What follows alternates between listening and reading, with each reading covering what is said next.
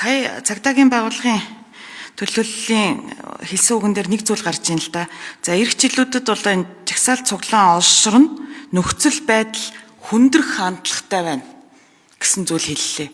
Тэгэхээр харин яг ийм хандлага байгаад байдаг учраас бас санаа зовноо л байгаа. Яад вэ гэхлээр жагсаалт цуглаан гэдэг чинь ардчилсан нийгэмд эрүүл зүйл шүү дээ. Олширлоо гэд нөх амир нийгмийн хэв журам алдагдаад асуудал хүндрээд ах зүйл ерөөсөө биш. Арчил ийм одоо нээлттэй ил тод энд хүмүүс дураараа жагсаад одоо үзэл бодлоо илэрхийлээд явж гин гэдэг бол байх ёстой асуудал байхгүй.